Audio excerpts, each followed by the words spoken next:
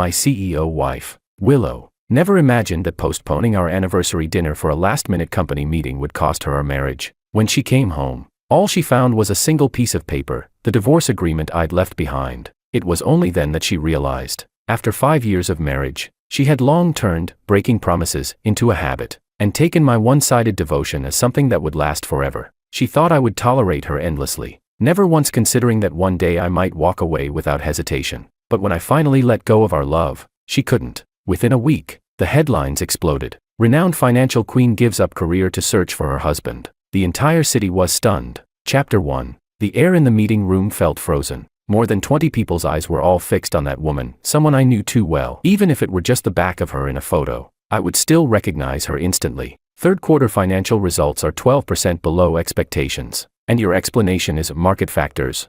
She tapped her fingers lightly on the table as she spoke, her calm yet cutting tone making me instinctively straighten my back. She stood up. The sharp lines of her tailored suit matched the authority in her voice. She didn't need to speak loudly. No one in that room dared to interrupt. I want a full analysis of every issue and the corresponding solutions, on my desk before 10 tomorrow morning. President. Tomorrow's Saturday, someone murmured timidly. So, her brows arched slightly, her gaze sweeping across the room. Silence fell instantly. I used to love that ruthless self-discipline and strength of hers. Now, all I felt was exhaustion. Dinner, we had planned it together. Our wedding anniversary. It took me 2 months to book that window seat at La Seine. I sent her favorite roses there ahead of time, along with the pair of brooches she had hesitated over at an auction. I'd bought them for her. When I arrived at the restaurant, the waiter asked several times if I wanted to order. I smiled and said, "I'll wait a bit longer." Even I didn't know what exactly I was waiting for. At 8:15, my phone buzzed. Last-minute meeting. Eat first. Her messages were always short,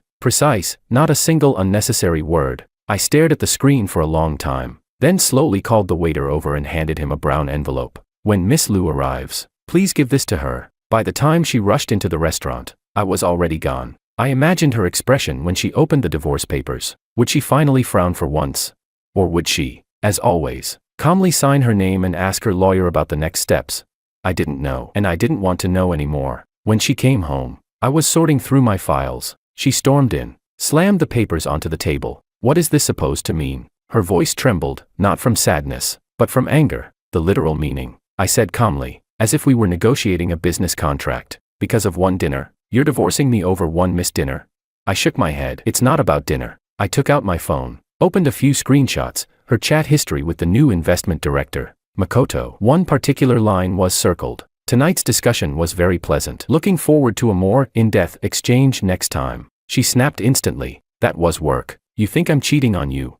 "I don't." I rubbed my temples. "I know you didn't cheat." But when I saw that message, my first thought was, at least someone else still gets your time. She froze, as if drenched in ice water. "You know how busy I am." "I know. It's been 5 years. Willow." I let out a bitter laugh. 5 years of being second to your parents, your business partners, your fitness coach, even your mother's friends. And me, I was always last on the list. Those screenshots just made it clear to me, I can't keep lying to myself. I picked up the suitcase I'd packed days ago. "The house is yours. Sign the papers and let me know. Everything else, talk to the lawyer." When I closed the door, she didn't call after me. Maybe she already knew, calling wouldn't change a thing. She found the diary, the one I had intentionally left for her. On the very first page, it read, June 15, 2018, married Willow today. She said the honeymoon has to be postponed. There's a new project starting. It's fine. We have plenty of tomorrows. Back then, I truly believed in plenty of tomorrows. I had written down too much. 2019, my birthday. Willow bailed again. The cake melted. The piece with ice cream was her favorite. I couldn't bear to throw it away, so I ate it the next day. 2021, Lunar New Year. She chose to work overtime. I went to my parents' place alone. Mom asked why she didn't come. I said she was on a business trip.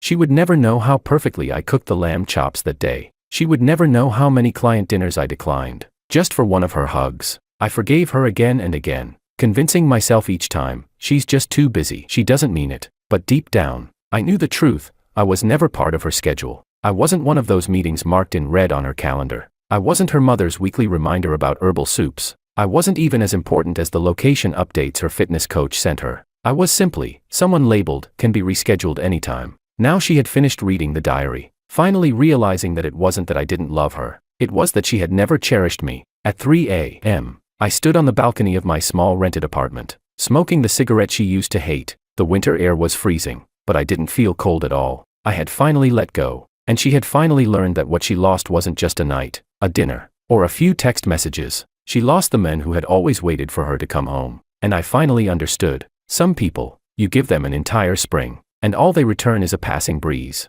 Chapter 2. Monday morning. Inside the company elevator, the moment Willow stepped in, the lively chatter quieted down a few degrees. Several young employees pretended to scroll on their phones, though their sneaky glances betrayed their curiosity. "Good morning, President," said Martin from the marketing department, forcing a polite smile. Willow nodded in response, her posture rigid and straight. She could feel the shift in the air, that thick, heavy silence before a storm. When she entered her office, her assistant Maria followed quickly behind, hesitating to speak. "Say it," Willow said as she set down her bag, her tone sharper than she intended. "President," Maria bit her lip before continuing. "There are some rumors going around. People are saying that Mr. Wang filed for divorce because, you're too strong-willed." Willow's fingers tightened on the edge of the desk, her nails almost digging into the wood. She should have expected this. In an environment where gossip spread faster than KPIs, her private life was bound to become the hottest topic. Who started it?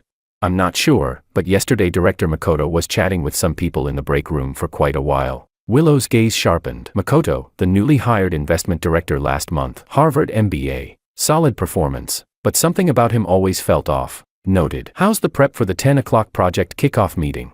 Maria blinked, clearly thrown off by Willow's abrupt topic shift. "Everything's ready. But, are you okay, President?" "I'm fine." Willow forced a professional smile. "Get back to work." Once the door closed, her shoulders finally slumped. Her phone lit up, a message from her mother. "I heard you two divorced. Come home tonight. We need to talk." Willow flipped the phone face down on her desk, a sudden urge to smash something rising in her chest. Chapter 3. At the project kickoff meeting, Makoto spoke with his usual confidence. He had used far too much cologne today. The strong, heady scent made Willow's temples throb painfully. "I believe we should take a more aggressive approach with this merger," Makoto said, leaning forward, his elbow nearly brushing against Willow's arm. "What do you think, President?" Willow subtly shifted away, her expression unreadable. "I'll need to see the supporting data first." "Of course," Makoto smiled, flashing the self-assured grin that always felt just a little too practiced. He tapped on his phone a few times. "I've just sent some supplementary files to your inbox. Speaking of which, about that proposal we discussed last Thursday, have you given it any more thought?" "What proposal?" Willow frowned. "The one we talked about last Thursday night." Makoto gave a knowing wink. "You said you were looking forward to a more in-depth exchange, remember?" The room went silent. A chill ran down Willow's spine. Last Thursday, that was the exact date on the message screenshot George had shown her. Now she understood. A simple, routine work discussion, taken out of context, could sound unbearably suggestive. "Director Makoto." Willow's voice turned icy. "Let me make this clear, all our communication must remain strictly professional. If there has been any misunderstanding, now is your last chance to correct it." Makoto's smile faltered. "Of course, I just meant, continue the meeting." Willow cut him off, turning to the others. "Finance department, your analysis, please." After the meeting ended, Willow immediately called Sophia. Sophia had been her college roommate, now a lawyer, and one of the few people who knew the details of her divorce. "I need George's address," Willow said without preamble. There was a pause on the other end before Sophia spoke. "What are you planning to do?" "Talk to him. At least, apologize." "Willow," Sophia sighed softly. "He's living in a temporary apartment on the east side of the city. But that's not the point. Do you know he quit his job?" "What?" Willow nearly dropped her phone. "When?" "A month ago. He rented a small workshop, started a pottery studio." Sophia's tone carried disbelief. "Honestly, you two were married for 5 years, and you never knew he loved that?" Willow opened her mouth to argue but found herself speechless. George had occasionally molded small clay figures at home, but she'd always thought it was just a hobby, a way to pass time. Is he doing well?" she finally asked, her voice dry. "From what I've heard, yes. My husband stopped by last week, said he's actually pretty talented." Sophia paused, her voice gentler now. "Willow, maybe this separation is for the best. You never really knew him, did you?" The words pierced Willow's chest like a knife. She hung up quickly, afraid Sophia would hear the crack in her voice. Chapter 4. 7 p.m. At the Liu family villa, Willow's mother, Sandra, sat on the leather sofa, her perfectly maintained face marked with disapproval. "I told you that George wasn't good enough for you," Sandra said, taking a delicate sip of her tea. "If you hadn't insisted back then." "Mom," Willow interrupted, "it was my fault, not his." Sandra arched a perfectly drawn eyebrow. What nonsense. He's just an ordinary designer. Marrying you was already a stretch for him, and now he has the nerve to ask for a divorce. He filed for divorce because I neglected him for 5 years. Willow's voice rose. Because I always put work first. Because I don't even remember what he likes or hates anymore. Sandra set her teacup down with a sharp clink. And what's wrong with working hard, without your career? Would he have enjoyed such a comfortable life? Men are never satisfied. Does Dad feel the same way? Willow shot back. You've controlled him so tightly he doesn't even dare to go golfing anymore. Is he happy? Sandra's expression darkened. Watch your tone. Willow took a deep breath. I don't want to repeat your marriage. George is a good man. I was the one who failed him. Ridiculous. Sandra scoffed. You're just being weak. Men need control, direction. You let him do whatever he wanted. And now that he's left you, you're defending him. Willow stood up, her hands trembling as she grabbed her bag. I have to go. Stop right there. Sandra's voice snapped like a whip. Next week, the Chan family's son is back in town. I've arranged for you to meet him. He's 10 times better than George. No. Willow turned around, meeting her mother's eyes. For the first time, she felt an unfamiliar calm. I'm not going, Anne. I'm going to win George back. Even she was surprised by her own words. But somewhere deep inside, a quiet voice told her it was the right thing to do. Sandra stared at her as if she'd gone mad. Have you lost your mind? The daughter of the Liu family chasing after a man who dumped her? Maybe I have. Willow smiled faintly. But going crazy once is better than regretting it for a lifetime. Stepping out of the villa, the night wind cooled her burning cheeks. Willow took out her phone, hesitated for a long time, and finally typed. Heard you opened a studio. Congratulations. If possible, I'd like to visit. She sent the message and immediately turned off her phone, not because she didn't want to see his reply, but because she was afraid there wouldn't be one. Now, she stood across the street from Peakview Pottery Studio, hesitating for 15 minutes. The studio, converted from an old factory, was modest, red brick walls covered in ivy, a half-open black iron gate, faint music drifting from inside. I thought I'd never see her again, but 3 days ago, I received her text. After much hesitation, I replied. Saturday afternoon at the studio. If it's business-related, you're welcome. Just one short sentence, polite, distant, treating her like an ordinary client. That afternoon, sunlight streamed through the skylight onto my work table. I sat at the pottery wheel, hands cupping the moist clay. Folk music filled the studio, gentle as a spring breeze. The clay rose slowly under my fingers, my breathing syncing with the rhythm of the spinning wheel, focused, steady, peaceful, until I felt a gaze from the doorway. I didn't turn around. I simply slowed the wheel, wiped my hands, and said quietly, "Can I help you?" And just as I expected, it was her. Willow stood there, wearing a perfectly tailored trench coat, still every bit the professional woman, except the sharpness in her expression was gone, replaced by a hint of caution. She hesitated for a moment, as if she'd forgotten how to speak. I just happened to be passing by. Thought I'd take a look at your studio." I raised an eyebrow slightly. Passing by. This place isn't on the way to your office or your home. A flush crept up her neck. She had never been good at lying. I'd always known that. In the 5 years we were married, her most frequent lie was, "I'll be home soon." I didn't press further. I simply wiped my hands clean, walked toward the shelves, and began placing the freshly made pots on the rack to dry. Her gaze drifted around the room, searching for something to say, something to fill the silence. "These, you made all of them?"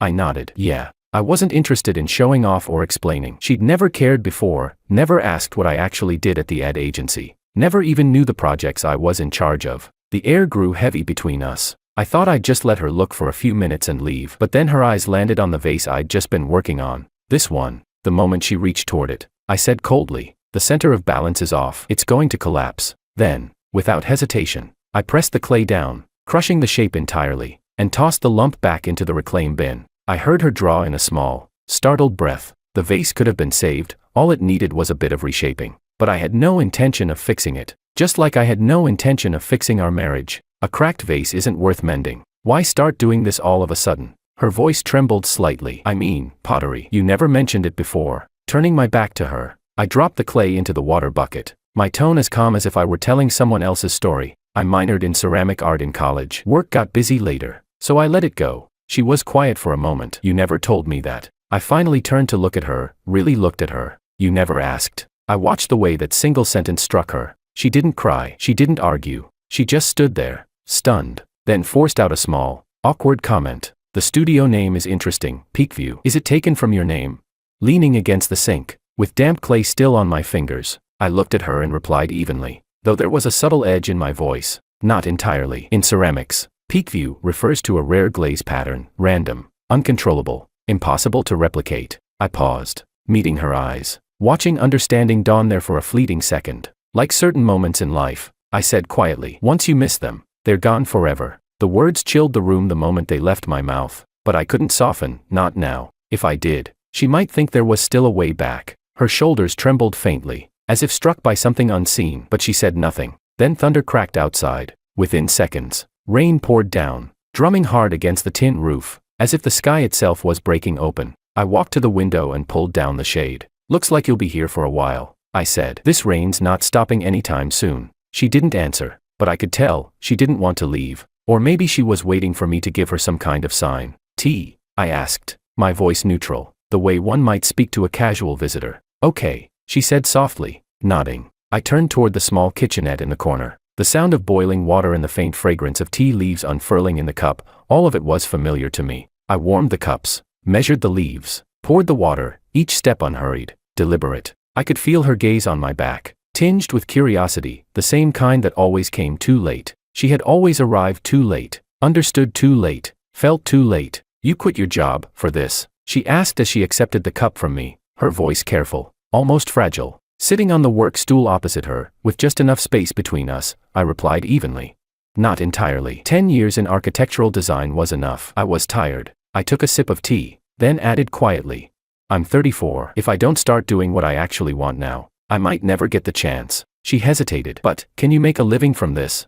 I looked at her, of course. That was her first question. A faint smile curved my lips, without warmth. Exactly what I expected. I gestured around the studio. It's breaking even. Not as profitable as before, but it's enough to live on. I didn't mean it like that. It's fine. I interrupted gently. Our values have always been different. Outside, the rain intensified. The world beyond the walls faded into a muffled blur. She stared at the wall calendar, the one marked with my upcoming exhibition dates and appointments. You have an exhibition? She asked. Next month, I said truthfully. A small joint one. Some friends and I are organizing it. She didn't reply, but I could tell what was running through her mind. Back when we were married, I had suggested visiting countless galleries, museums, art fairs, and she had always said, I'm too busy. Now, I finally had an exhibition of my own, and she finally had the time, but she was no longer the person who needed to be there. When the rain softened, she set down the teacup and stood. Thank you for the tea. I should go. I nodded, making no effort to stop her. At the door, I asked, do you have an umbrella? She shook her head. I knew she did. There was one in her bag, but I still reached behind the door and handed her the long black umbrella. Take it. What about you? I can wait until the rain stops. I made sure to avoid brushing against her fingers. Even that brief contact felt out of place now. She took the umbrella, then said quietly, it's hard to get a cab around here. Could you walk me to the subway? I hesitated. I wasn't sure if it was out of obligation or some reflexive kindness I'd never fully shaken off, but I sighed, grabbed my jacket, and said, let's go. We walked one behind the other through the drizzle. I held the umbrella, instinctively angling it away from her, the distance between us filled by rain, by air, by everything that used to be. Do your parents know about you quitting your job? She asked. I shook my head. Not yet. They've always been proud that I worked at a top design institute. They'll understand, she said softly. I glanced at her, slightly surprised by her gentleness. It was a tone I'd almost forgotten she could have. Maybe, I murmured. When we turned the corner, the neon glow of the subway station came into view. Then she said, almost too quietly, are you hungry? There's a place nearby, home-style dishes. I remember you used to like that sort of thing. I stopped in my tracks, ready to decline, but then she added, just think of it as my apology. I looked at her for a few seconds, rain light flickering in her eyes, and finally, I nodded. All right. We walked into a small noodle shop and took a seat by the window. Rain streaked down the glass, blurring the outside world into something that looked like a watercolor painting. As I unwrapped my chopsticks, I asked, how have you been lately? It was the kind of casual question that used to open all our married conversations. But now, the moment I said it, her eyes turned red. Not great, she said softly. There've been rumors at work about our divorce. I frowned. What kind of rumors? That I was too overbearing and scared you away. She let out a small, self-mocking laugh. Funny, isn't it? I always thought being strong was a virtue. I looked at her, my tone softening. You don't have to care about what they say. What happened between us, no one else will ever really understand. She lifted her eyes to meet mine. There was both hope and regret in them. George, about those messages. It's over. I interrupted gently. I know it was just work talk. The problem was never the text itself, it was everything it represented. The waiter arrived with 2 bowls of beef noodles. Interrupting the moment, I poured chili oil into my bowl. Almost without thinking, an old habit I hadn't realized I still carried. She watched me quietly for a while, then said, "You've changed a lot." I shook my head. "No, I've always been like this. You're just seeing it now." Her expression froze. I could tell she was remembering. All the nights I'd waited alone. All the times she brushed me off with "next time." The sketches I'd kept hidden away. The anniversary she'd forgotten. And finally, she understood how many disappointments had been buried beneath every quiet "it's okay." Then, softly, she said, "I want to get to know you again." I looked up, my gaze tightening inch by inch. "Why?"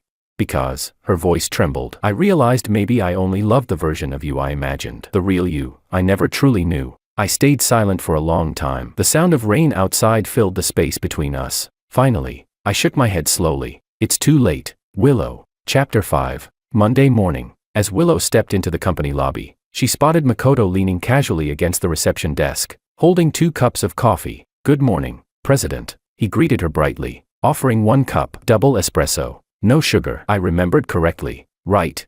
Willow accepted the cup reluctantly, maintaining a polite distance. "Thank you, but there's no need for that." "It's no trouble," Makoto replied easily, walking alongside her. "I've had some new thoughts about Friday's proposal. How about lunch together to discuss?" There were other employees in the elevator, and Willow could feel their glances darting between them. She cleared her throat. "If it's work-related, bring it up in the official meeting." Makoto chuckled, unfazed. "You're too serious. I heard Mr. Wong is out of the picture now. You should give yourself more social opportunities." Willow froze mid-step, blood rushing to her head. "My private life is none of your concern," she said sharply. "And remember, we are just colleagues." She turned and strode toward her office, leaving Makoto standing there. Once the door shut behind her, she tossed the untouched coffee into the trash, her hands trembling slightly. Her phone buzzed. A message from Sophia. "How did the weekend go? Did you meet the pottery master?" Willow typed back, "I did. He treated me like a regular client." Sophia replied almost instantly, "At least he saw you. Don't give up. By the way, are you coming to the class reunion on Friday?" Willow was about to refuse, then paused. "Is George going?" "He wasn't planning to, but my husband talked him into it." "Why?" "Planning an accidental encounter." A faint smile tugged at Willow's lips. Maybe, just maybe, she still had a chance. "President, this is the 3rd revision of the proposal." Maria placed a stack of documents on her desk, hesitating. "Do you have any specific preferences for the corporate gift design?" Willow looked up from her screen, absently twisting the ring finger on her left hand, where her wedding band used to be, leaving only a faint pale mark. "It needs to be unique, artistic, something that reflects our company culture, but not too commercial, like the style of Mr. Wong's studio," Maria blurted out. Willow's hand froze mid-motion. She lifted her gaze toward her assistant, who immediately turned red. "I'm sorry. I just noticed the ceramic cup on your desk last time. It looked really special." "It's fine," Willow said, relaxing a little, the corner of her mouth curving upward. "In fact, that's a good idea. Contact Peakview Pottery Studio and tell them we'd like to order 200 custom business gifts." Maria blinked. "Should I contact Mr. Wong directly?" "No," Willow said, picking up her phone, her voice calm but resolute. "I'll handle this one myself." Chapter 6. The studio looked tidier than the last time she came. I'd added a few new display shelves, lined with my latest creations, from plain mugs to carved vases, each with a small tag beneath it. When she entered, her gaze swept across the works, as if she were really looking, or maybe just finding an excuse to stay a little longer. 200 custom teacups. I put down the half-finished design sketch and looked up at her, my brow instinctively furrowing. "Are you serious?" She sat gracefully on the client sofa, legs crossed elegantly, her smile perfectly measured. "Very serious. Corporate annual gifts. The budget is generous." My fingers tapped the table unconsciously, a habit I barely noticed. "Mass production isn't really my specialty. You should find a gift company, but you're capable of it, aren't you?" She gestured to the old certificate hanging on the wall. "I read your background. You worked on large public art projects during your master's degree." I froze slightly. She'd looked up my background. "That was 10 years ago," I said flatly. "Skill doesn't disappear." She leaned forward a little, her tone so soft I couldn't tell if it was a client's coaxing or an ex-wife's gentle plea. "Consider it giving an old customer a chance." I caught the deeper meaning behind her words. My lips twitched, but I didn't respond to it. "I'll need to draft the design first. You can see the sample in a week." She immediately followed up. "Can I come by the studio to check the progress? It's an important project for the company, after all." I looked up at her. There was a spark in her eyes, as if she already knew I wouldn't say no. eventually. I nodded. Suit yourself. Chapter 7. After that, she came almost every other day. Each time, she brought her laptop, claiming she needed to work while keeping an eye on things. But I knew, her eyes often lingered somewhere beyond the documents, resting on me instead. She probably hadn't expected that I'd become this focused, this efficient. Maybe, in her memory, I was the quiet one waiting for her to come home after a dinner engagement, the one who cooked and waited. But now, what she saw was someone else entirely. That afternoon, I was teaching a new apprentice how to throw clay, a young girl who had just started. Standing behind her, I guided her hands, explaining how to control strength and angle. Relax your wrists. Feel the spin of the clay. Yes, that's it. Slowly lift upward. I'd said similar words to Willow once. Was it when I taught her to cook, or when she practiced yoga? I couldn't remember anymore. When I turned around, she was still sitting there. Her laptop was open, but the screen hadn't changed for a long time. I cleared my throat softly. President. She looked up abruptly, as if waking from a dream. Interested in trying, I gestured toward the pottery wheel. Me. She pointed to herself. Surprised. I smiled. You're not really focused on your work anyway. Why not experience how the thing you're paying for is made? To my surprise, she actually closed the laptop and walked over to sit at the wheel. I watched her hover her hands above the lump of clay, looking tense and unsure. What do I do? She asked. Wet your hands first, I instructed. Then gently wrap them around the clay. It's alive, you have to guide it, not control it. She followed my words, but her first touch was too heavy, and the clay immediately went off-center. She grimaced. I messed it up. I smiled faintly. It's fine. Start again. In pottery, impatience is the greatest mistake. The second time she tried, her fingers were no longer so stiff. The lump of clay began to rise slowly, forming a reasonably neat cylinder under her palms. I didn't say a word, just stood beside her, watching the careful concentration on her face. I did it, she exclaimed, her voice bright with excitement, like a child who had just aced a test. I couldn't help but chuckle. Don't celebrate too soon, this is only the beginning. Her smile lingered, her eyes shining. But in that very moment, her movement grew a little too forceful, too much pressure, and the clay suddenly twisted out of shape. Instinctively, I wanted to tell her not to panic, but she was already reacting on impulse, trying to fix it. 3 deep scratches from her fingernails ran across the soft clay. I'm sorry. She jerked her hands back, freezing in place. I saw her purse her lips unconsciously, like someone bracing for a scolding. Maybe that was how she had been reprimanded as a child, or how she used to snap at others. But I simply turned off the wheel without saying a word. Standing up, I gently removed the deformed clay from the wheel, kneaded it back into a ball, and tossed it into the water bucket. Clay has memory, I said. Once its structure is damaged, forcing it further only makes it worse. I saw surprise flicker in her eyes, as if she hadn't expected me not to be angry. She stared at me, dazed. You're not mad? She asked softly, her voice uncertain, almost timid. I glanced at her and shook my head. Why would I be? She looked even more puzzled. Every beginner goes through this, I said, taking another lump of clay and handing it to her. And you didn't ruin a piece of art, just a bit of clay that hadn't yet taken form. But I ruined your work, she murmured. It's just clay. I shrugged lightly. Besides, failure is part of creation. It teaches you to respect the material, and to be patient. She didn't reply, but I saw something shift in her expression. That look.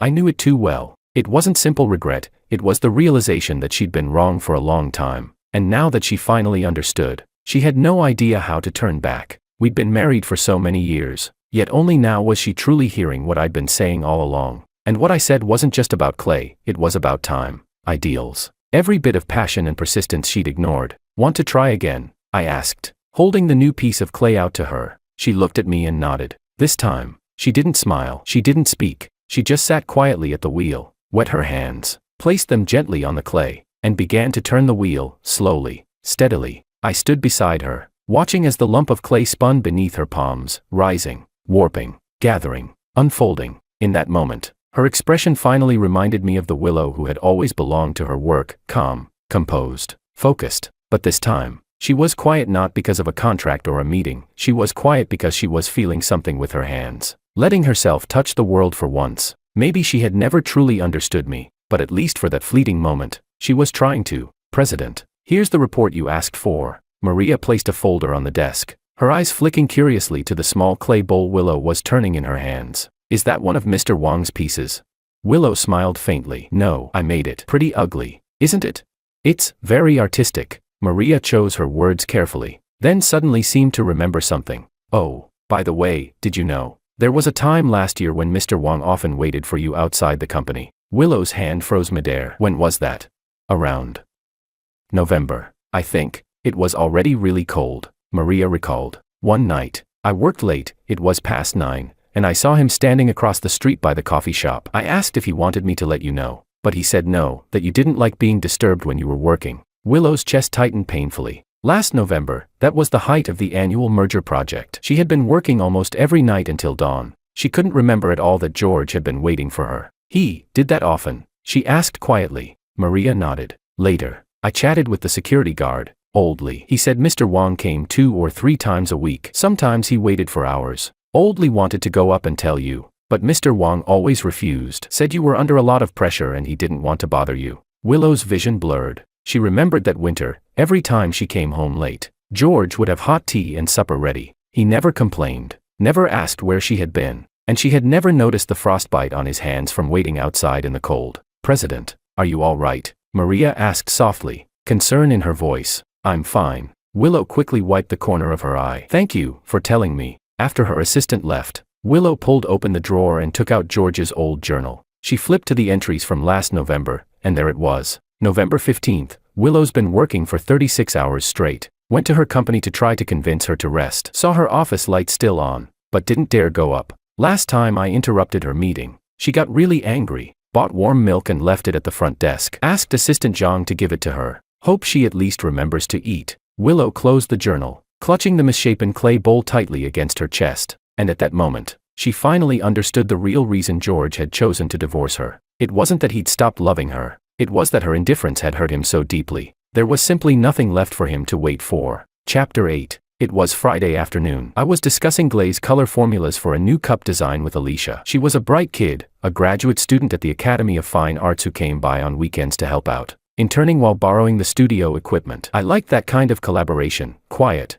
unintrusive, focused purely on creation. She held up a mixture of blue-gray glaze, suggesting a subtle metallic gradient along the rim. I nodded, offered a few adjustments. We worked smoothly. There was a rare sense of wordless understanding between us. Just when I thought it would be another peaceful, fulfilling day, the door opened. I turned my head, and there was Willow, standing by the entrance, holding 2 cups of coffee, her smile a little stiff. Her eyes flicked between Alicia and me, and for a second, everything seemed to freeze. Willow, I called out instinctively. Alicia turned around too, curiosity sparking in her gaze, probably wondering who this woman was. Sorry, I didn't know you had company. Willow forced a polite smile, raising the coffee cup slightly. I just came to bring you some coffee. I walked over and took one from her. My fingers brushed hers briefly before letting go. Thanks, I said, keeping my tone as even as I could. Then I turned to introduce them. This is Alicia, my cousin. She's a grad student at the Art Academy. Helps out here on weekends. Alicia, this is Willow,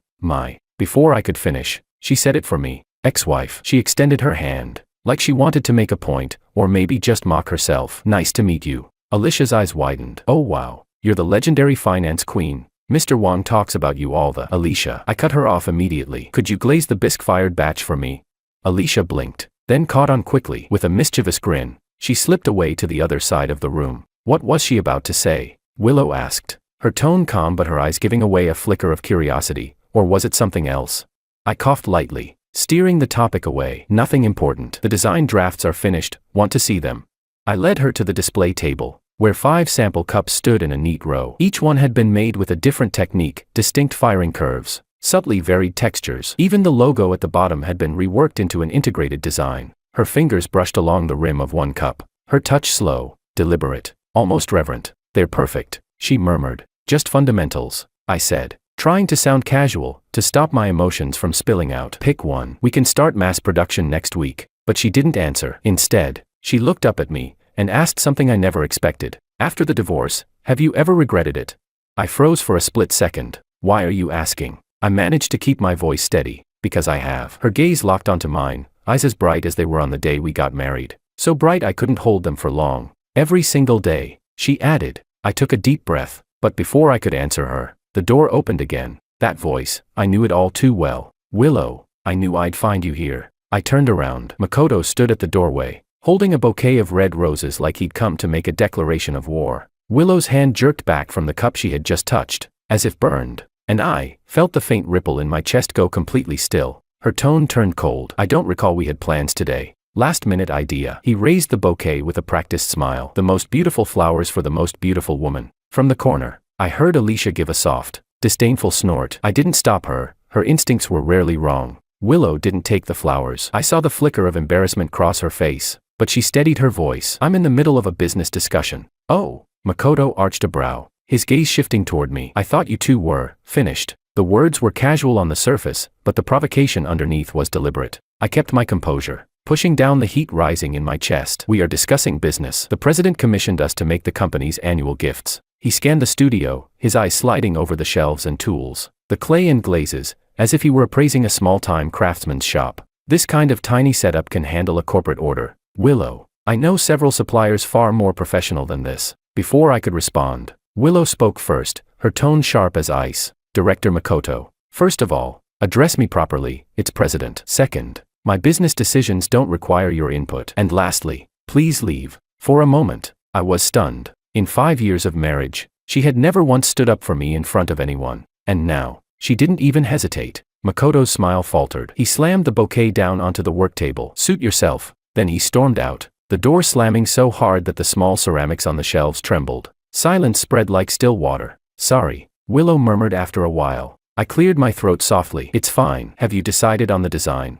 She pointed to one of the prototypes. This one. Thank you. As I began wrapping the cup, her phone rang. She answered, and her face immediately changed. There's an issue at the company. I have to go. I nodded. Go ahead. I'll have Alicia deliver the sample tomorrow. No need. I'll come pick it up myself. She gathered her things, then hesitated, her eyes flicking toward the roses still lying on the table. There's nothing between Makoto and me, she said quietly. My hand paused mid-wrap. You don't owe me an explanation. I know, she replied softly, but I still wanted to make it clear. Chapter 9. When Willow returned to the company, the crisis was worse than she had expected. A major investment project's financial model had a serious error, one that could cost the company tens of millions. Recalculate everything, she ordered, voice firm and cutting through the tense silence. Legal. Review the contract terms immediately. I want any possible exit clause found now. The team sprang into motion, keyboards clattering, phones ringing, numbers flashing across screens. But Willow knew this would be a sleepless night. By 1 a.m., most of her staff were utterly exhausted. She finally told them to go home and rest, staying behind alone to go through the reports herself.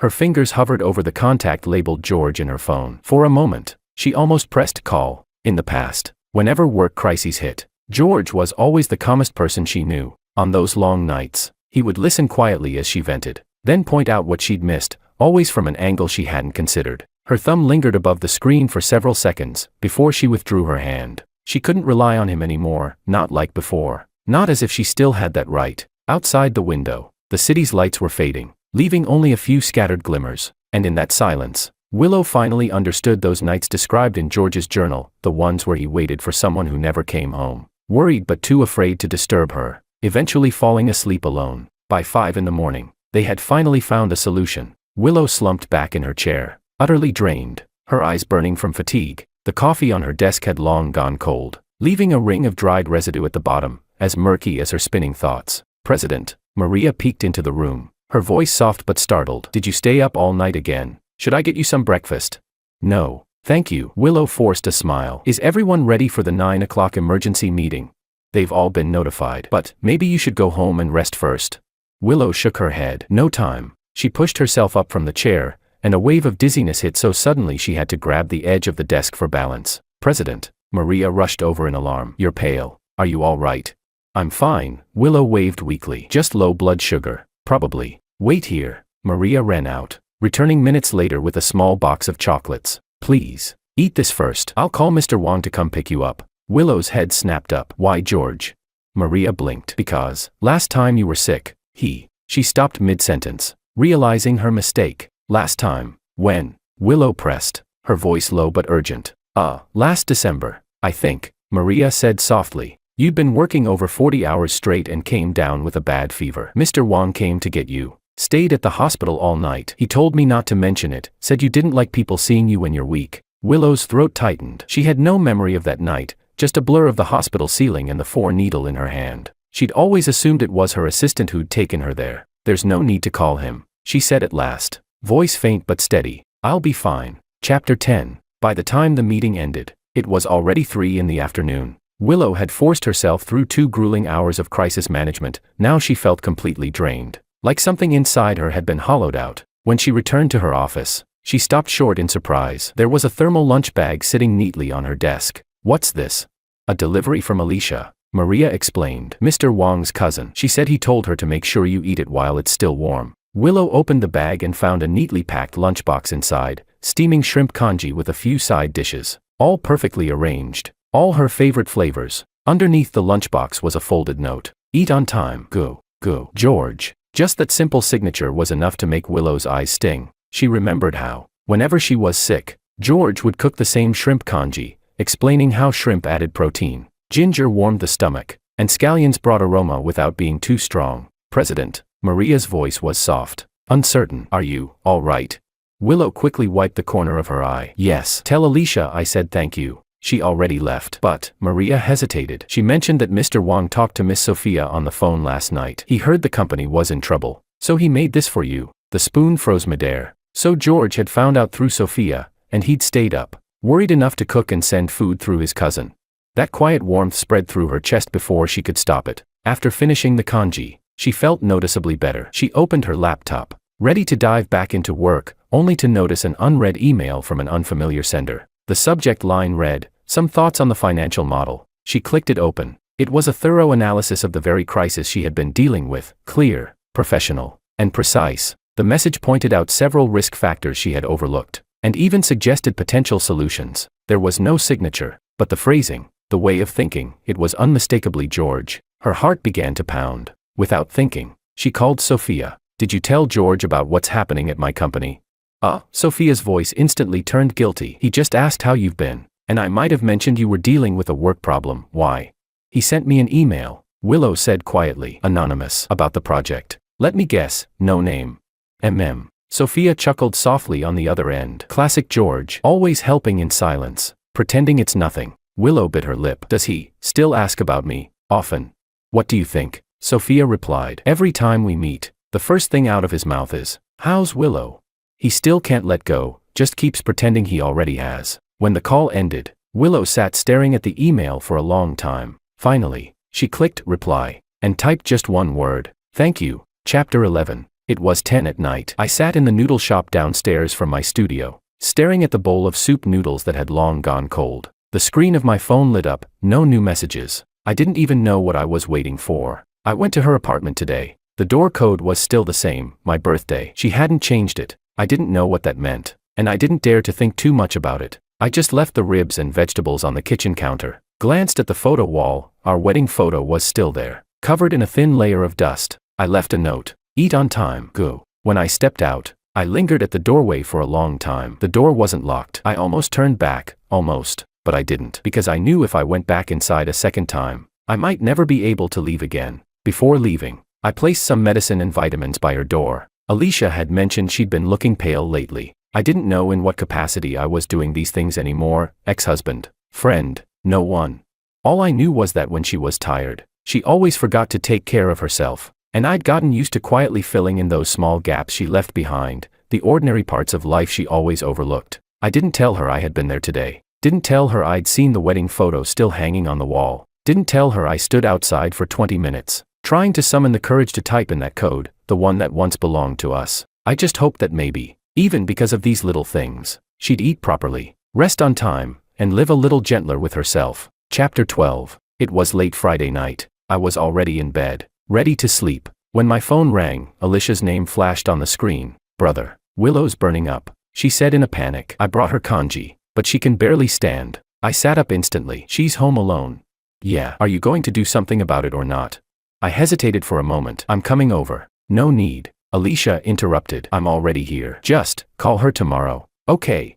Then she hung up, but I couldn't sleep after that. I sat in the living room, staring at my phone, the way I used to stare at it when she was on business trips, waiting for her to text that she'd landed safely. I wasn't her husband anymore, but my chest still clenched tight whenever she was sick. I knew she wouldn't tell me what was happening. She never did. She wouldn't admit how hard it was to face things alone. Just like in those 5 years of marriage, she always downplayed everything, always smiled through exhaustion, always said, "I'm fine," but she wasn't fine. She just didn't know how to say she wasn't. That's why I kept doing it, cooking, leaving notes, dropping off medicine, umbrellas, reminders, being the invisible stranger who never intruded, but always showed up when she needed someone most. I knew I shouldn't get close again, but I'd never truly left. If she could just eat well, rest properly, and not burn herself out with another fever alone, then maybe the small things I did still meant something, because I once loved her so deeply.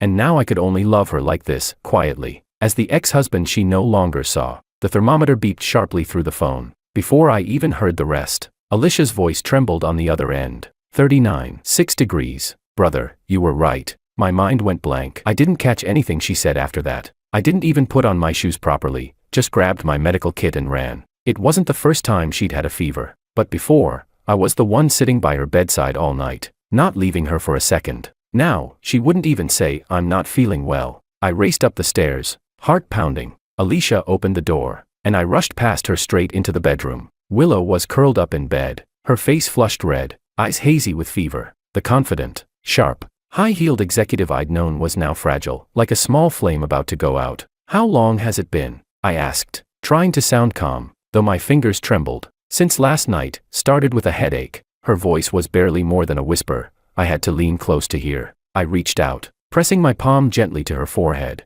It was burning hot, worse than I'd feared. My hand slid to the side of her neck, feeling her pulse. "Too fast. Needs to go to the hospital," I said immediately. "Don't." She grabbed my sleeve. For a fleeting moment, it was just like those nights long ago, when, half asleep, she would unconsciously pull me back into her arms. "Let's start with physical cooling." I looked into her stubborn eyes, my chest tightening as if someone had clenched their hand around my heart. "Alicia, bring a wet towel. The medicine's in the kitchen. Please boil a bowl." Alicia moved quickly, like she had expected this all along. Once she left, I pulled a stethoscope from my bag. I'd brought it myself, knowing there was a chance I'd see her again, yet never really waiting for her to ask for help. "I need to listen to your lungs." She nodded. She had always hated hospital procedures, but she never refused when I examined her. I pressed the stethoscope against her back. Even through the thin nightgown, I could feel the heat of her skin, and the uneven rasp of her breathing beneath it. "Take a deep breath." She inhaled once, then coughed violently, her body trembling. I frowned,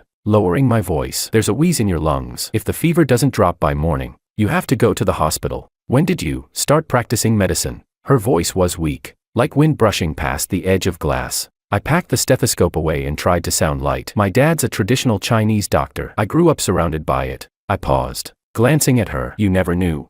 She shook her head, the motion small, but I caught the brief flicker of confusion in her eyes. Of course she didn't know. In 5 years of marriage, she had barely come to my family's house. Each time, she brought her laptop and phone, and would leave within 10 minutes. Alicia returned with the wet towel. I took it from her carefully and placed it on Willow's forehead. She let out a long breath, as though she'd finally been released from torment. "I'll go make the medicine," Alicia said, and as she walked out, she even winked at her. Then there were only the two of us. I sat by the bed, adjusting the towel every now and then, making sure it wasn't too cold or too warm. Her face was still flushed under the light, fine beads of sweat sliding down her temple and into her hair. "You work. There's nothing scheduled at the studio today." My voice softened before she could say more. "Don't talk. Save your strength." She seemed to want to speak again, but before she could, her eyes slowly closed. The medicine was taking effect, her body finally surrendering to exhaustion. I shouldn't have stayed, but her fingers still clutched my sleeve, and in a faint, dreamlike voice, she murmured,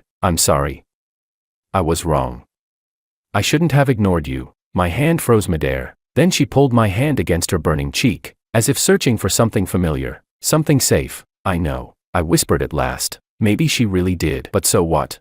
I watched her drift into deep sleep, wiped the sweat from her forehead, and replaced the fever patch. When Alicia finished boiling the medicine, I asked her to leave it by the bed and wrote a note for Willow to see. "Take 1 dose every 4 hours. Alicia's in the guest room. Call her if you need anything. I'll check on you in the morning." Go. I looked at her one last time. Her breathing was steady, her face less flushed. She slept quietly, peacefully, just like the early years of our marriage, when she still trusted me enough to lean on me. As I closed the door behind me, I heard a voice in my head ask, "Do you still want to go back?"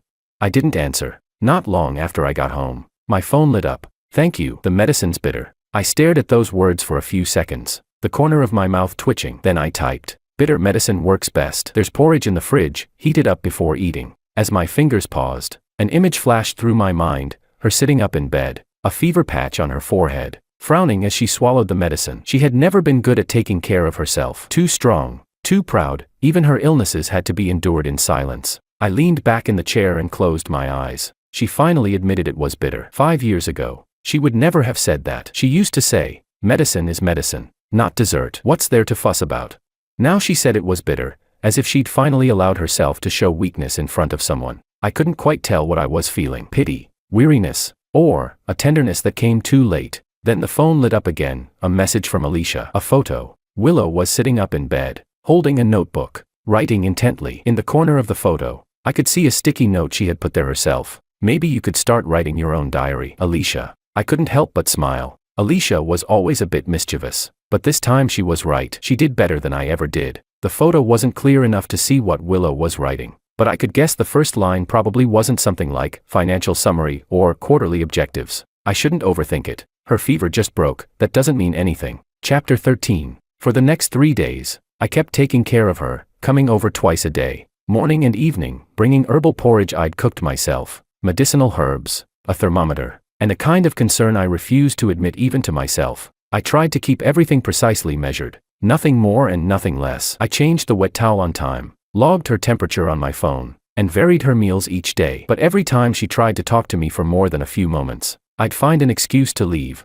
She was getting better, her face slowly regaining its color. Sometimes I caught her lying on the sofa, looking at me like she wanted to say something, and I would pretend not to notice, forcing myself to keep calm as I said, "Get some rest, I'll come by tomorrow." I knew she was testing me, but I also knew I couldn't let myself fall back in again. Did she regret it? Maybe, but I'd already given too much. I couldn't let a few meals and a few soft apologies shake me so easily. On the morning of the 4th day, her fever finally broke. I left earlier than usual, careful not to wake her. In the kitchen, I left a bowl of congee, her favorite kind, with lotus seeds, lily bulbs, and lean pork. Gentle on the stomach, comforting to the heart. And as usual, I left a note. Fever's gone. Get some rest. Contact Alicia if you need anything. Go. Yes. I didn't even sign my full name. I didn't dare to. After stepping out the door, I didn't go straight to the studio. I sat in the car for 10 minutes instead. The phone screen lit up with a system notification. The loan application I'd submitted last week, still not approved. I opened the email. The bank's reason was predictably official: unstable cash flow, insufficient collateral. I gave a bitter laugh and looked up at the sky. I knew the studio's accounts inside out. We could hold out for now, but if we couldn't sell a few large pieces next month, I'd have to start cutting operational costs. Did she know? I wasn't sure. I hadn't told her, and I didn't want to. I'd always hidden my struggles from her. She was always busy, always carrying the weight of everything herself, and I didn't want to add to it. I wanted her to see me as steady, thoughtful, a husband who never needed her to worry. But in the end, she couldn't even bring herself to call me husband anymore. And I was afraid that if she ever reached out now, it would be out of pity. And that, somehow, would hurt even more. But maybe, she had already noticed. Or maybe she was quietly doing something about it. A strange sense of unease crept over me. I knew her too well. When she made a decision, she never told me in advance. Chapter 14. By the weekend, Willow had finally recovered. Her mother, Sandra, called, her tone as sharp and critical as always. "I heard you've been sick. I told you long ago not to overwork yourself. Now you see the consequences, don't you?" "I'm fine now," Willow replied calmly. "That George guy still coming over to take care of you?" Sandra sneered. "How fake. If he really cared, he wouldn't have divorced you." Willow gripped her phone tightly, suddenly feeling a surge of anger, not at her mother, but at herself, for having tolerated such remarks for so many years. "Mom," she interrupted softly, "I was the one who asked for the divorce." There was a pause on the other end of the line. "What?" "George gave me the divorce papers," Willow said, taking a deep breath, "but I was the one who signed them because I was selfish, blind. I couldn't see what he gave, or how much he was worth." "Nonsense." Sandra's voice rose. "Worth? What worth? He doesn't even have a stable job." "He's talented," Willow said firmly. "His pottery is admired by professionals in the field. His studio is still young, but it has potential. And more importantly, he's kind, thoughtful, patient, all the things I lack." "Have you lost your mind?" Sandra shouted in disbelief. "Did he brainwash you or something?" "No, Mom." Willow's tone was steady, calm in a way that felt new even to herself. "I just finally see things clearly. I love George, and I'm going to win him back." As the words left her lips, she froze. It was the first time since their divorce that she had said those words out loud, and meant them. Sandra exploded on the other end. "You must be, Mom." Willow interrupted gently. "This is my life, my choice. Please respect it." When she hung up, a strange sense of relief washed over her. She opened her laptop and began drafting a proposal, a plan to help George's studio attract high-end clients. without hurting his pride. Just then, the doorbell rang. The screen showed Alicia, standing outside with a large paper bag. Willow opened the door, and the girl grinned brightly. "Mr. Wong sent me with supplies." And, she added with a mischievous wink, "He'll be meeting a client at OP Café tonight at 7. If you happen to pass by, I won't say a word." Willow's heartbeat quickened. "Why are you helping me?" Alicia's smile softened. "Because it's obvious you two still love each other. You're just both too proud to admit it." She handed over the bag. "Mr. Wong deserves happiness, and you're the only one who can give him that kind of happiness." Inside the bag, along with food and medicine, was a small handcrafted ceramic jar filled with honey lemon candies, Willow's favorite whenever she had a cough. She opened the husband-finding diary and wrote on a fresh page, "May 25th, I must learn to love George the way he once loved me, quietly, but everywhere." Chapter 15. Through the tall glass window of OP Café, I saw her at once, Willow. She was wearing a dark blue dress, simple, elegant, perfectly composed for this mild weather. The pearl earrings she wore caught my eye immediately. I recognized them, the birthday gift I'd given her when I turned 30. She sat in a corner seat, from there she could see the door, but she wasn't easy to notice. That was her style, calm, measured, always leaving space between herself and the world, gentle, yet restrained. I had actually arrived a few minutes early and stood outside for a while before going in. Today I wore a light gray shirt and black slacks. I'd had my hair cut the night before, not for any particular reason, just a sudden thought that I needed to look sharper. I walked straight to the reserved table by the window, keeping my eyes forward, or maybe I was simply afraid to look around too deliberately. I had barely sat down when David appeared. He was the investment director from MT Capital. Lately, he'd been reaching out to discuss possible collaboration. I wasn't sure if Willow knew him, but I'd never mentioned his name to her. As we shook hands, he smiled politely. "Mr. Law recommended I come see your work," he said. I nodded, modestly replying, "Mr. Law is too kind, to be honest." David continued, "I don't know a thing about pottery, but Law told me your design philosophy is unique. The opportunity to join the International Crafts Exhibition this time was thanks to his introduction." I said. I hadn't told Willow about that. Not because I didn't want to, just because there hadn't been a chance. "Any issues with funding?" David lowered his voice. "I heard you've been having some difficulties lately." I tapped the rim of my coffee cup lightly with my finger. "Small studios are like that. Cash flow problems are common. But recently an anonymous client placed a large order and paid 50% up front. That's eased things a bit." That order. I truly didn't know who it came from, but judging by the technical details they requested, it had to be someone who knew the craft well. "Anonymous?" David chuckled. "Maybe a secret admirer who's been in love with you for years." I shook my head. "Just a regular business deal." The client insisted on strict confidentiality. "Even my staff don't know who it is." At that moment, the waiter brought our drinks, cutting the conversation short. I was about to say something else when David suddenly asked, "By the way, do you still keep in touch with Willow?" My fingers froze against the cup. I looked up at him but didn't answer right away. Instead, my eyes instinctively drifted toward the corner. She was still there. "Occasionally," I said, keeping my tone neutral. I knew David's question wasn't mere curiosity. He was the kind who smiled as he probed. Each sentence meant to test a reaction. "Mr. Law told me he was surprised when you two got divorced." David went on casually. He took a sip of his coffee, then added, "He said you gave up that Berlin project back then, just to marry Willow." My gaze dropped. I didn't respond. Did she know? No, she didn't. I never meant for her to know. "Let's not talk about personal matters," I said, my tone turning colder. "Apologies." David raised a hand in mock surrender. "It's just a pity. Law said you were the most promising designer of your class. That project could have saved you 10 years of struggle." I didn't answer. Was she still there?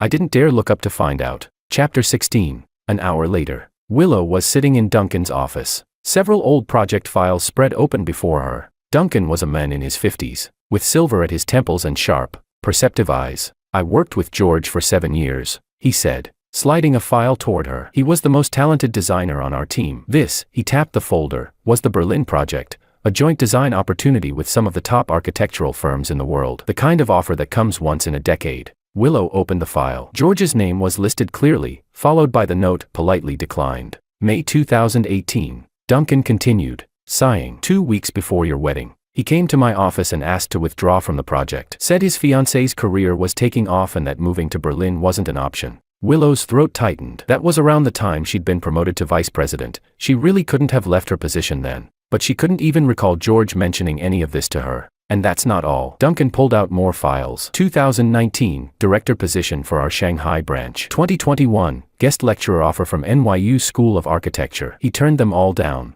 Each document hit her like a hammer. Her trembling fingers brushed over the pages, records of every chance George had silently given up. For the first time, she realized that in their marriage, the sacrifices had never been equal. "Why are you telling me this?" she asked hoarsely. Duncan met her eyes. "Because last month, George came to see me. He asked if the Berlin project could still be reconsidered." He hesitated, then added quietly, "He said, he has no reason to turn it down anymore." The words cut through her chest like a knife. No reason to turn it down, because he was divorced now, because she was no longer the reason he stayed. He deserves a better opportunity, she managed to say, her voice barely steady. "I'm not here to judge your relationship," Duncan said, shaking his head. "But as George's friend, I can tell, he's not happy. That pottery studio of his, it's not a dream, it's an escape." Willow frowned. "I thought he truly loved what he does now." "Loved it." Duncan gave a weary smile. "George started painting as a child. Architecture was his lifelong passion. Pottery, that was just an elective hobby in college." The revelation left Willow stunned. All along, she had believed George was simply a late-blooming ceramic artist, never realizing it was what he turned to after giving up his real dream. Then why did he choose pottery? "Because it gave him flexible hours," Duncan said, his tone heavy. "He could match his schedule to yours." He paused, then added quietly, "President Liu, George is one of the most self-sacrificing men I've ever met. But people who sacrifice too much, eventually, they burn themselves out." When Willow stepped out of Duncan's office, the city street felt like it was spinning around her. She needed to see George, now, immediately. She jumped into a cab and went straight to Peakview Pottery Studio. But the studio's door was locked. A sign hung at the entrance, "Closed today." Just as she turned to leave, a deliveryman called out, "Excuse me, are you Ms. Liu? I have a package here for Mr. Wang." Almost without thinking, Willow took the parcel. Before she could ask anything, the courier was already gone. She hesitated, then dialed George's number. "Hello." His voice came through the receiver. Background noise buzzing, machinery, chatter. "Maybe a warehouse." "It's me. I'm at your studio. There's a package for you." "Willow." George sounded surprised. "I'm at the East Side Building Materials Market. Could you leave it by the studio door?" "The passcode's still the same." "No," Willow said quickly. "I'll bring it to you. There's something I want to talk about." There was a pause on the other end. Then he said quietly, "All right, I'll send you the address on WeChat." Chapter 17. The East Side Building Materials Market was even more chaotic than I'd imagined. It wasn't the kind of place I liked to visit, but for that batch of custom ceramic tiles, I had to oversee things myself. The samples had just arrived. I crouched down, inspecting the glaze along the edges. Sunlight slanted through the high steel roof, mixing with the smell of cement and dust, making my head throb a little. Then I heard that voice, soft, familiar, from behind me. "George." I turned around and saw her. Willow stood beside a stack of tiles, heels clicking lightly against the concrete, a package in her arms. The sunlight made her face look pale. "Thanks," I said, keeping my tone steady. "You didn't have to bring it over yourself." She didn't answer right away. She just looked at me, and in her eyes was something I couldn't quite read. "I wanted to see you," she finally said, her voice thinner than I remembered. "I just came from seeing Duncan." My heart skipped a beat. I set down the sample tile, gave a few quick instructions to the shop clerk, then led her toward the small rest area at the back of the market. "What did he say?" I asked. I tried to sound calm, but my fingers were unconsciously tapping the table. She sat down, eyes lowered, and spoke in a rehearsed tone, almost too calm. "The Berlin project, the Shanghai director position, the NYU visiting professorship." I closed my eyes, my shoulders tensed, almost imperceptibly. She knew. A short, bitter laugh escaped me. "So what if you know now? Would you have given up your vice president seat to go to Berlin with me?" She hesitated for a few seconds, then said quietly, "No." I nodded. "I wasn't surprised, but you should have told me," she said suddenly, lifting her gaze to me. Her eyes held something I'd never seen before, hurt. "I had the right to know what you gave up for us." I turned my head away, avoiding her stare. "It doesn't matter," I said under my breath. "It was my choice." "It does matter," she burst out, her voice trembling. "I thought you were just content, unambitious. I had no idea how much you sacrificed for our marriage." Something inside me, something that had been stretched thin for years, finally snapped. I met her eyes and said, for the first time, the words I'd been holding back for so long. "And what now? You found out. So you feel guilty, want to make it up to me, like that anonymous client you arranged." Her eyes widened, she almost leapt to her feet. You knew." "David told me," I said with a short, cold laugh. "He said the third-party contact was one of your company's old partners. You thought I wouldn't notice." "Willow, I don't need your pity. I don't need your charity." "It wasn't charity," she said desperately, her voice breaking. "I saw your studio's financial report. I just wanted to help. Just like the past 5 years of our marriage." I cut her off. You always think you know what everyone needs. You decided where we lived, where we spent vacations, even which suit I should wear to meet your parents. You never asked what I wanted. And now, even after the divorce, you're still doing it. She froze, stunned, as if it had never once crossed her mind that her consideration and planning could feel, to me, like another form of control. Then I saw the color drain from her face. She swayed, bending forward suddenly in pain. What's wrong? I stood up instantly, grabbing her arm. I'm fine, just an old problem. She gritted her teeth and forced herself upright, fingers pale from strain. But the next moment, another wave of pain hit her, hard. She nearly collapsed. Don't push yourself, I shouted, catching her before she fell. My car is close. I'm taking you to the hospital. I'm really fine. I just need some medicine. Enough, I snapped, lifting her into my arms. She was far too light. It hurt just to feel it. You're white as a sheet. I couldn't stay calm. No matter how broken our marriage had become, no matter how many cracks had formed in this love, the moment something happened to her, I still couldn't help but panic. She was still the one person I couldn't let go of. Chapter 18. My car still smelled faintly of sandalwood. Willow once said she liked that scent, so I kept the habit. Even after we separated, I never changed it. She was curled up in the passenger seat, her face still pale. The pain seemed to have eased a little, but the sheen of sweat on her forehead told me she was still forcing herself to endure it. I glanced at her from time to time, pressing harder on the gas pedal than usual. It's probably my stomach ulcer again, she said weakly. Too much work stress lately. I gave a short, humorless laugh. You always have an excuse. Last time it was a merger, before that a quarterly report. Willow, your body isn't made of steel. She didn't argue. Maybe she really didn't have the strength. When the car stopped in front of the studio, she looked startled. Not the hospital. Let's take the medicine first. See how you respond, I said, getting out and unbuckling her seatbelt. If it doesn't get better, we'll go. I've got some on hand, and some porridge I made. She didn't protest. I half-held, half-supported her into the small rest area. It was a simple space, a sofa bed, a mini fridge, and the little kitchen setup I'd built myself. She'd been here before, but back then, she never even glanced around. I turned to boil water, grabbed the medicine, and reheated the porridge. My movements were the same as years ago, when I used to take care of her during her fevers. Only then, she'd be drinking porridge with one hand while editing PowerPoints and taking client calls with the other. Now, finally, she was quiet, leaning against the pillow, watching me work. Feeling any better? I asked, setting the bowl in her hands and sitting by the bed. She nodded slightly. It was yam and pork rib porridge, her favorite, especially when her stomach acted up. George, she murmured, about those opportunities. I'm really sorry. Don't. I cut in gently. I told you before, it was my choice, but you weren't happy, she said. I didn't reply right away. I looked toward the light through the window. It wasn't about happiness. Marriage is about compromise. It's just that.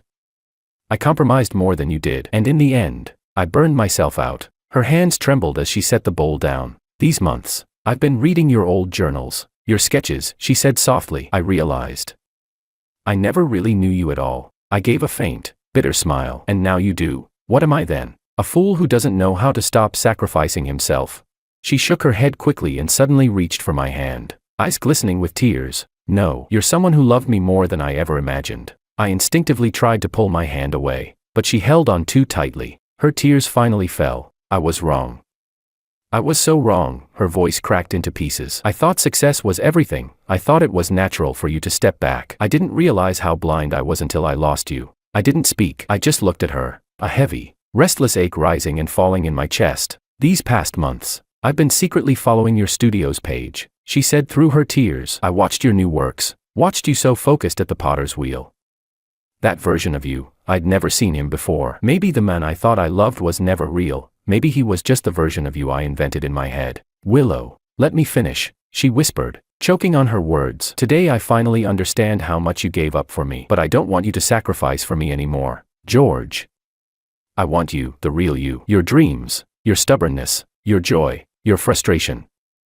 If you're still willing to give me another chance. I didn't answer for a long time. The room was too quiet, so quiet that the faint noise of the marketplace broadcast outside drifted in through the window, like the sound of a world that no longer belonged to us. I looked at her, and what flashed before my eyes was the image of her 5 years ago, wearing a gray coat, turning back to smile at me during the wedding rehearsal. And then, 2 years ago, sitting on the sofa in the conference room, frowning as she said, "You should reconsider. The Berlin project isn't realistic for you." I wanted to hold her. God, I really did. Even now, even after everything, I still loved her. But I said softly, That's exactly the problem. She froze. I went on.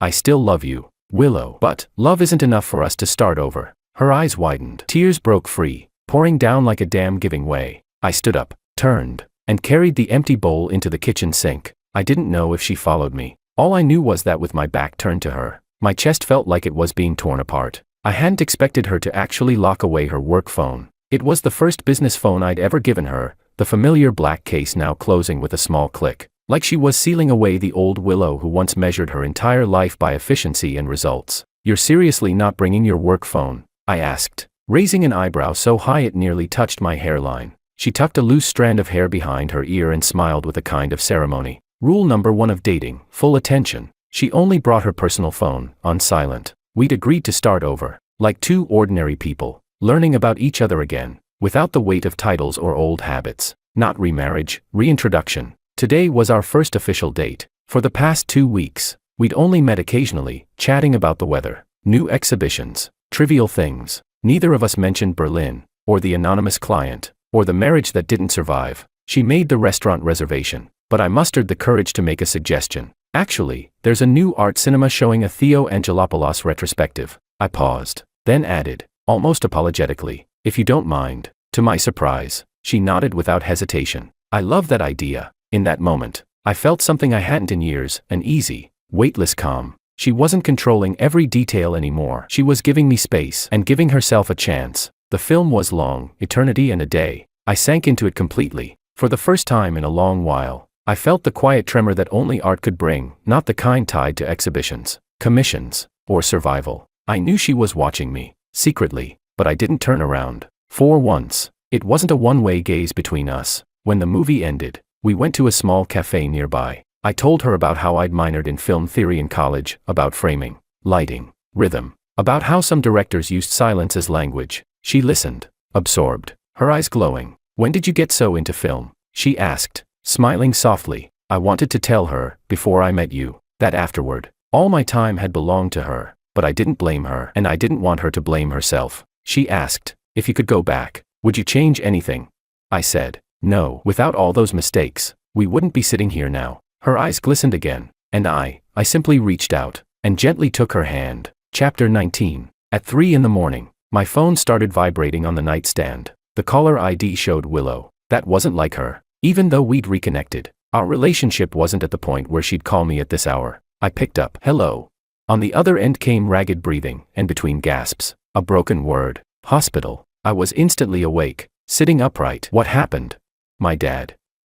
People's Hospital, Heart. Her voice was a mess, words tripping, trembling, fighting to get out. Where are you? I'm coming right now. She didn't answer again. I threw on jeans and a t-shirt, already heading out the door as I dialed Domingo. His brother-in-law was the deputy director at People's Hospital. I didn't know if he could intervene in an emergency surgery, but at least he could tell me what was happening. When I arrived, it was 3:25 a.m. The ER lights were painfully bright, but the corridor was cold and empty. I texted Domingo back. He confirmed the lead surgeon was Professor Kim, and arranged for a post-op care team just in case. When she arrived, she practically stumbled through the entrance. I rushed forward, catching her bag, and her almost collapsing body. The surgery just started, I told her. Professor Kim's performing it. He's one of the best. Your mom's upstairs, 5th floor, outside the operating room. She blinked, dazed. How did you know? I pressed the elevator button and kept my tone steady. I called Domingo on the way. Her hands were shaking, gripping my sleeve so tightly I could feel the tension in her fingertips. She was holding herself together, but only barely. On the 5th floor, Sandra sat slumped on a bench outside the operating theater. Her makeup had run. Her eyes were red and swollen. The doctor said the artery was badly blocked. She choked. They're putting in a stent. I forced calm into my voice. Professor Kim is experienced. The success rate is high. I've already arranged the post-op care team. Try not to worry. She looked up at me. For the first time, I saw something in her eyes I'd never seen before, approval. It didn't move me exactly, but somehow, I felt that. For once, tonight, I'd done something right. The next 6 hours crawled by like a slow-motion film. Willow sat beside me, her knuckles white, silent the entire time. I went out to buy coffee and sandwiches. When I came back, she was leaning against the wall, eyes closed, pretending to rest, though I could tell she hadn't slept at all. I held out the coffee to her. She didn't take it, only lifted her gaze slightly. Your phone's about to die, I said. I'll find a charger. She nodded, not refusing this time.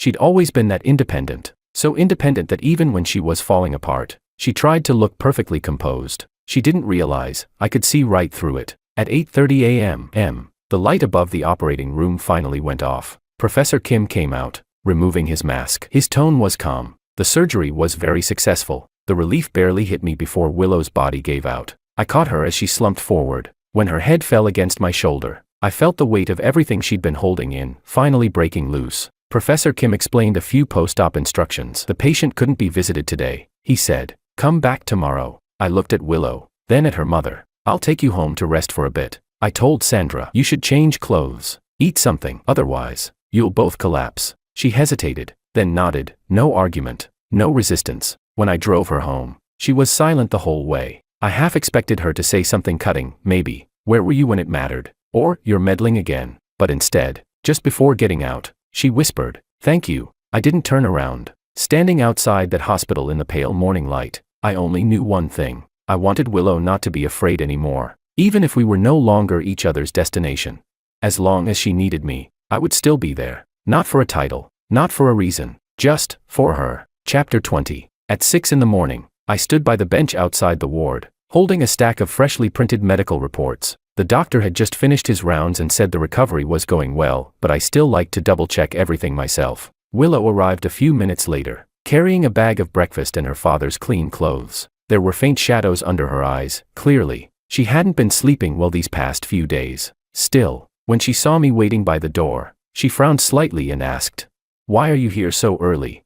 Couldn't sleep. I handed her the reports. Post-op vitals are stable. The inflammation markers are dropping. Professor Kim says he's recovering faster than expected. She nodded as she flipped through the pages, then suddenly paused at one section. The Starry Foundation. Isn't that the sponsor of my dad's old research project? My chest tightened, but I managed to keep my tone even. I suppose so. She gave me a searching look, but said nothing. I turned and pushed open the ward door. Her father was awake, propped up against the pillow. His face was still pale, but his voice carried more strength than the day before. George, you're here again. You've done so much, thank you. It's nothing, Uncle, I said, stepping forward to adjust the angle of the bed and set the meal tray across his lap. He smiled faintly. You've always been steady. Everything you do is steady. I didn't reply. Maybe he was right. Maybe people like me only know how to do the steady things. These days, I'd practically lived at the hospital. While Willow handled her work, I coordinated with the doctors, spoke with the nurses, even tracked down a copy of the Dunhuang manuscripts collection, her father's favorite book. Each night when Willow arrived to take over, I quietly slipped away. And every morning, I came back before she did. We didn't talk much, but somehow our rhythm fit, smoother, more natural than it ever had during our marriage. On the fourth afternoon, she said she wanted to go home to shower. I nodded, planning to stay until dinner. But 20 minutes after she left, my phone buzzed. Where are you? I stared at the message for a moment, then replied, at the hospital. Just finished ordering your dad's soft meal. What's wrong? She didn't answer. Still, something in my gut felt off, as if the air had subtly shifted. By dusk, her reply came. My dad wants walnut pastries from Old Street. Can you bring some for him? Then, after a pause, another message. Don't bring anything else. Thank you for everything. I stared at the screen for a long time. I didn't know whether she had found out something, or if this was just her way of saying goodbye. But I knew one thing, for Willow to say thank you at all, that already meant a lot. I hadn't done any of this to be thanked. I never wanted her to know what I'd arranged behind the scenes. But at that moment, I felt something unexpected, a quiet sense of relief, because at least, for once, she had seen it, even if only for a moment. Chapter 21. The day Willow's father was discharged from the hospital, I went early to help them get home. But the moment she walked into the ward, I could tell something was wrong. Sure enough, not long after she got back to the office, she called me and said she wanted to talk. Half an hour later, we met at the park near her company. June sunlight filtered through the plane tree leaves, scattering into shifting patches of gold. I sat on a bench waiting. When she appeared, I knew there was a major decision waiting on her lips, and I was right. She told me the company had given her an offer she couldn't refuse. President of the Asia-Pacific region, based in Singapore. For 3 years, I stared ahead at the fountain, watching the arcs of water rise and fall. I wasn't surprised. It was everything she'd ever dreamed of, and I knew it. Congratulations, I said, keeping my voice steady. That's an incredible opportunity. She looked at me for a long moment, as if waiting for me to say something else, to ask her not to go. Maybe, but I didn't. I was no longer the George from 5 years ago. The man who hid every emotion behind quiet sacrifice. If I accept it, she said at last, it means we'll be apart for at least 3 years. I nodded. I know, but that shouldn't be the reason you say no. She blinked, caught off guard, and after a moment asked softly, are you saying, you'll wait for me? I met her eyes. I'm saying, we'll figure it out together. The studio can expand. Southeast Asia's art market is growing fast. I can fly there, or set up a branch. The point is, this time, it doesn't have to be either/or. She looked at me, and for the first time, her gaze wasn't filled with anxiety, but with a quiet, human warmth. I need some time to think, she said. I reached out and brushed a leaf off her shoulder. Whatever you decide, I told her, I'll support you. But please, make the choice for yourself. Not for me, not for anyone else. She didn't answer, but I saw it, that long-lost softness in her eyes. That afternoon, we went our separate ways, neither of us pushing for what came next. The next evening, I was firing a batch of ceramics in the studio when my phone buzzed. Can we talk? Now. It was her. I replied instantly, at the studio, waiting for you. When she arrived, night had fallen completely. The light from the doorway framed her silhouette, soft, cinematic. You're just in time, I said, setting down my tools. A new batch just came out of the kiln. She walked over, looking down at the row of ceramic cups, each designed around a zodiac constellation. Her eyes lingered on one, a deep blue cup, its glaze scattered with golden specks. Like the night sky we saw on our honeymoon in the Maldives. This one is, she whispered, a custom order, I said. She didn't respond. Instead, she reached into her bag and took out 2 notebooks, one I recognized immediately, the marriage diary, the other. She slid across the table to me, her notebook, the husband-seeking diary. For a moment, I just stared. That was when it finally hit me. She hadn't been distant or indifferent lately. She'd been working through things in her own way. She was trying to understand me, on her own terms. She opened the notebook and began to read aloud. Each word trembled slightly as it left her lips. May 18th, today I went to George's studio for the first time, watching him at the pottery wheel, completely focused. I suddenly realized, maybe I never truly knew my husband. June 2nd, when Dad got sick, George was the first to show up. Now I finally understand what it means to be protected, not by material comfort, but by someone who catches you when you're at your weakest. Her voice quivered as she read. Each page felt like a layer of armor being peeled away. All those moments I thought she hadn't noticed. She had. We both had. We just didn't know how to say it. When she finished, she slid my diary back toward me. I took a breath, opened it, and began to read softly. Barely loud enough for the two of us to hear. September 3, 2019. Willow worked 48 hours straight before coming home. She fell asleep on the sofa. I took off her shoes and covered her with a blanket. Saw a blister on her ankle from new heels. She never complains, never shows weakness. And somehow, that only makes me ache for her more. I wish, just once, she could lean on me, without feeling like she has to stand on her own. I kept reading. From beside me, I heard the sound of her quiet sobs. I didn't stop, because she had the right to know. To know that the men she'd always thought of as calm, ordinary, and easily content, had, countless nights, silently whispered into the dark.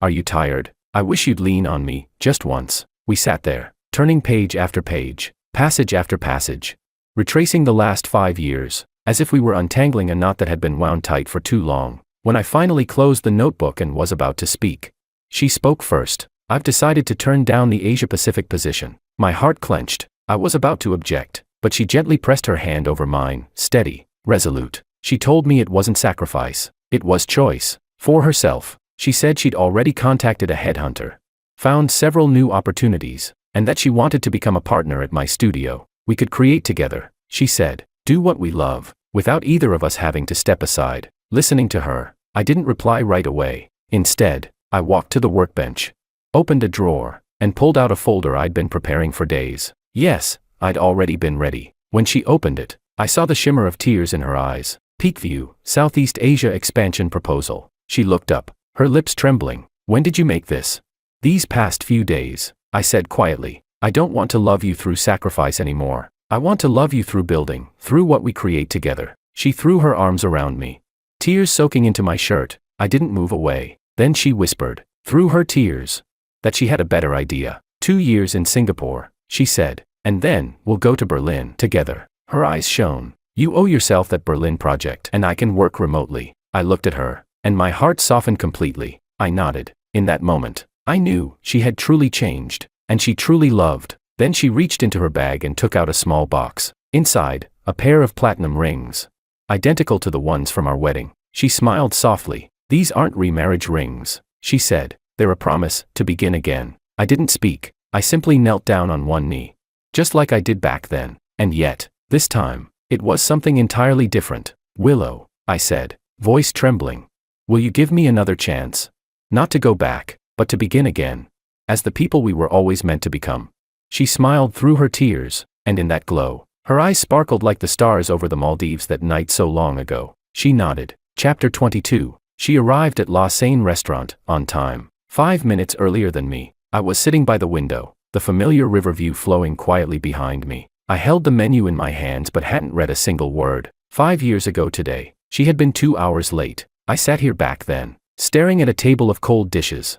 And in the end, all I got was a text from her assistant. That night, I walked away carrying the last piece of paper from our marriage, the divorce agreement. But tonight, she was different. A pale-colored dress, steady steps, clear eyes. When she entered, I immediately stood up and pulled out her chair. "Happy anniversary," I heard myself say, my voice unconsciously softer than usual. She smiled, met my eyes as she sat down, and in that single glance, I knew we had finally turned the page. Dinner flowed naturally from start to finish. We talked about new orders at the studio, and about the company she'd soon be joining. She mentioned maybe adopting a dog, and asked whether I preferred Shiba Inus or Border Collies. I said lightly, "Whichever one you like."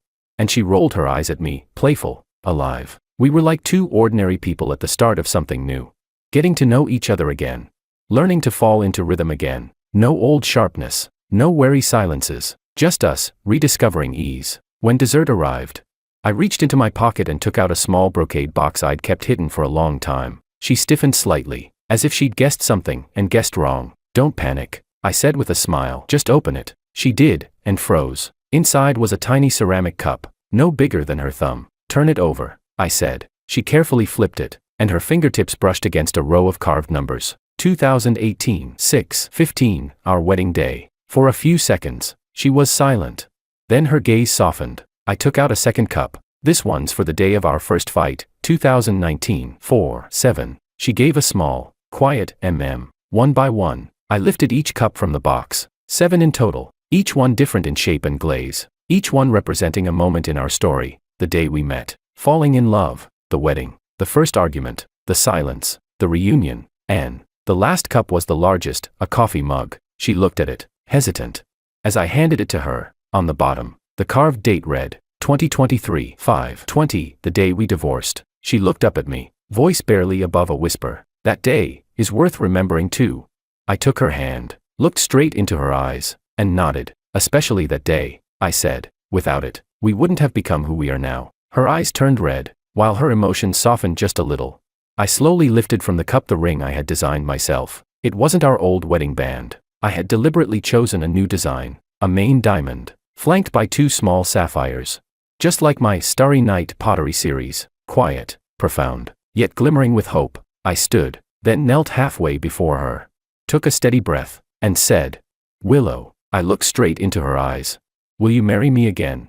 Not to return to our old marriage, but to begin a new journey, 2 more complete people, loving each other in a healthier way." She didn't answer. She just kissed me. She pulled me up and held me tight, fierce, certain, and full of resolve, like every important decision she had ever made in her life, decisive, brave, and leaving no way back. When we finally sat down again, I realized the sound around us, applause. People in the restaurant were smiling. A few cheering. Even the waiter nodded with a grin. I lowered my head, embarrassed, just about to say something to break the tension, when she suddenly reached into her bag and pulled something out. A small, lopsided clay figurine. "I made it," she said. "My first piece, under your guidance." She set it on the table, at the base of the tiny figure.